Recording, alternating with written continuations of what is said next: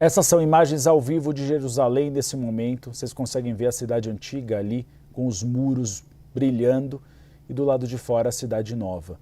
Nós tivemos sirenes durante todo o dia em Jerusalém, em Haifa e em Tel Aviv, uma situação de ataques do Irã. Alguns dos mísseis foram interceptados, a grande maioria deles, porque o Domo de Ferro intercepta 90%, mas quando eles são destruídos, você tem a fuselagem que acaba caindo no território israelense. E aí nós vimos alguns carros, um prédio depredado, mas felizmente nós não tivemos feridos com grande gravidade, apenas um ferido levemente. E nós vamos continuar em Israel ao vivo, onde está o especialista em Oriente Médio, o André Lasti. Boa tarde, André. Eu soube que você está em um abrigo, é isso, neste momento? As sirenes pararam de tocar. Você está em Tel Aviv, André? Oi, Uribe, eu estou em Tel Aviv. Nesse momento não estou no abrigo, estou na sala, mas eu posso precisar ir ao abrigo a qualquer momento. Estou acompanhando a televisão israelense, está tocando a sirene em outras regiões do país agora. Pode ser que eu precise ir para o abrigo no meio da entrevista, inclusive lá não pega a internet, inclusive. Não tem problema, sua segurança em primeiro lugar, sempre. Então, quando tocar o alarme ou você receber o sinal pelo celular, a gente teve uma entrevistada agora há pouco que teve que sair às pressas. Saia, porque o tempo entre o disparo do míssil balístico até chegar em Israel é uma questão de minutos, 14 minutos. Então pode ser Isso. crucial a velocidade. André, vamos aproveitar a sua presença para analisar o cenário atual em Israel. Como você tem visto esses ataques do Irã e você acredita que eles vão se manter nas próximas horas? Olha, eu acho que eles vão se manter nas próximas horas. Eu acho que o Irã está agora fazendo o que a gente chama de chuva, garoa de mísseis. Eles não estão usando todo o poder que eles têm, não estão atirando grandes quantidades de barricadas de mísseis como eles fizeram no ano passado, de 100 mísseis, 50 mísseis de uma vez só, para tentar testar e furar a defesa aérea israelense. Eles estão jogando 5 mísseis, 3 mísseis, e a maioria desses mísseis são interceptados. O sistema tem essa capacidade de interceptar essa quantidade de uma vez só, porque eles não querem terminar com o seu estoque e também não querem abrir aonde estão todos os lançadores, né? Uma vez que eles atiram, acaba que Israel descobre onde esses lançadores estão e acaba atacando e destruindo esses lançadores. Ao atacar os lançadores de mísseis, se esses lançadores todos foram destruídos, o Irã perde totalmente a capacidade de atacar Israel como retaliação por esse ataque preventivo que os Estados Unidos e Israel estão fazendo contra o regime. A sensação aqui é uma sensação de aconteceu de novo algo que estava sendo esperado. Há semanas estão falando sobre isso aqui. Ninguém sabia exatamente quando isso iria acontecer, mas aconteceu e aconteceu agora, na manhã deste sábado. André, olhando para o cenário no Oriente Médio, Donald Trump calculou bastante para fazer esse ataque, porque, como você mesmo disse, era esperado. Durante semanas ele avaliava essa possibilidade. Você avalia que esse é o momento de maior fraqueza de Ali Khamenei para propiciar esse ataque? Eu particularmente acho que sim, porque o regime no Irã ele está se corroendo por dentro há muitos anos. Primeiro por questões econômicas, uma inflação gigantesca que está fazendo com que milhares de pessoas protestem nas ruas, não necessariamente porque são contra o regime ideologicamente falando, mas porque o regime não está entregando reformas econômicas e ajuda para a população que ele prometeu entregar. O regime está se preocupando em mandar dinheiro para milícias fora do Irã, em vez de ajudar a própria população do Irã que passa necessidades.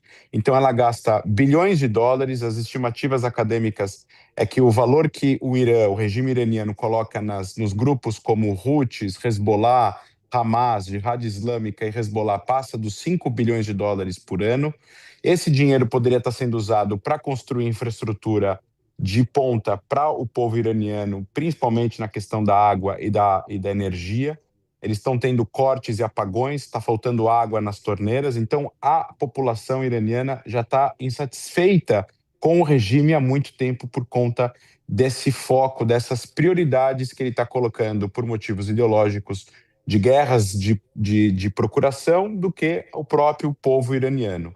E além disso, claro, nos últimos 2 anos e meio, o regime iraniano sofreu alguns golpes, né, alguns ataques em que a sua vulnerabilidade foi exposta para o mundo, né? Primeiro, em 2024, quando Israel conseguiu, com sucesso, destruir alguns radares de algumas bases nucleares, depois que eles atacaram Israel, a primeira vez em 24, em abril de 24, e na Guerra de 12 Dias. Na Guerra de 12 Dias, que foi o ataque preventivo que Israel fez, foi logo depois que o Hezbollah foi praticamente destruído no Líbano, um governo no Líbano foi eleito, é um governo que é contra o Hezbollah, né, um primeiro-ministro e um presidente que são a favor de desarmar os grupos terroristas que são armados no Líbano. Ter se chegado a um cessar-fogo em Gaza, com todos os reféns que voltaram para Israel, vivos e mortos, e, por fim, a queda do regime da Síria. Ou seja, o Irã perdeu 3 dos 4, 5 grupos que o colocavam, que os protegiam para atacar inimigos do Irã, em vez de atacar do solo iraniano, usar esses países e essas localidades para atacar esses inimigos. Ou seja, em outras palavras, o Irã está muito mais fraco hoje na sua posição no Oriente Médio do que estava antes do 7 de outubro e do que estava antes da Guerra de 12 Dias de junho passado. E antes, obviamente, do regime da Síria cair. Então, sem o Hezbollah, sem o secretário-geral do Hezbollah, que ficou 32 anos no cargo, Hassan Nasrallah, e sem o governo de Bashar al-Assad, o Irã se vê sozinho praticamente, e esse eixo, que eles chamam de eixo da resistência, está se desmantelando à frente dos seus olhos. Então, nesse momento, Ali Khamenei e o regime iraniano está muito mais fraco do que há meses atrás ou anos atrás.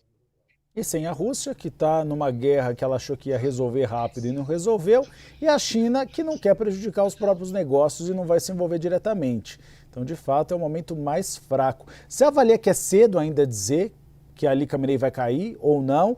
E eu gostaria que você analisasse, André, a situação do Reza Pahlavi, que é uma figura conhecida internacionalmente, mas ele teria apoio interno do país para assumir o poder? Olha, Ali Khamenei, algumas informações desencontradas, né? A Reuters Tá. disse que ele iria falar ao vivo logo depois do discurso de Trump. Alguns jornalistas e especialistas israelenses dizem que pode ser uma gravação e que pode não ser ao vivo, que o regime pode estar colocando uma gravação de propósito para tentar mostrar que está tudo sob controle, quando na verdade não está. Não é incomum o regime de países ditatoriais e de grupos terroristas fazerem isso. A gente sabe disso, por exemplo, de líderes do Hamas que foram mortos em Gaza por Israel, que somente meses depois o Hamas assumiu que eles tinham sido eliminados. Então, é prejudicial para o regime se Ali Khamenei foi morto ou ferido nesses ataques no dia de hoje. Ninguém sabe ainda o que aconteceu. Se ele foi eliminado, isso pode representar um duro golpe para o regime, um duro golpe para a sustentabilidade do regime. Por quê? Porque dentro do Irã, o sistema, ele é um sistema que ele é gerido por desconfiança, tanto que as pessoas que fazem parte do círculo mais próximo dele e das guardas revolucionárias não sobem de cargo necessariamente por meritocracia ou porque são pessoas competentes, mas sim porque são pessoas leais à ideologia do regime. No momento que ele eventualmente é eliminado, vai criar uma certa rusga interna, aonde um vai competir com o outro para ver quem vai mandar mais ou que caminho o regime deveria seguir em relação ao atual conflito. Isso pode gerar uma descentralização total da tomada de decisão e, obviamente, a população iraniana poderia aproveitar isso para tentar tirar o regime do poder. E sobre Reza Pahlavi, ele tem muito apoio da diáspora iraniana, muito apoio da diáspora iraniana, no Brasil, nos Estados Unidos, em Los Angeles, onde tem uma grande diáspora de persas que foram para lá depois e um pouco antes da queda do regime do Shah. Porém, ele ainda é visto por muitos, principalmente dentro do Irã, ele é visto por muitos como medroso, covarde, que não teria coragem realmente de enfrentar tudo que ele teria que enfrentar para poder unificar os iranianos e poder levar o Irã para uma democracia. Lembrando que o pai dele foi um ditador no Irã e que também não era um regime livre antes da Revolução Islâmica. Sempre importante fazer essa observação, André, eu já tinha feito antes, e cheio de denúncias de corrupção, com uma interferência enorme das nações europeias. Então não é que vai voltar para um regime eventualmente que seja melhor, não, os dois são ruins. Seria necessário um novo governo, de preferência democrático, mas a situação é tão difícil no Oriente Médio que é um sonho muito distante. A gente conversou com o André Last, ele é cientista político, ele está neste momento em Tel Aviv. É possível que ele tenha que se abrigar por causa dessa chuva, essa garoa de mísseis, que é a expressão utilizada quando o Irã retalia a Israel. André, muito obrigado pela sua análise, espaço sempre aberto na CNN Brasil, e espero que você volte nessa cobertura especial. Obrigado e se proteja. Obrigado, um abraço, prazer estar com vocês e até uma próxima.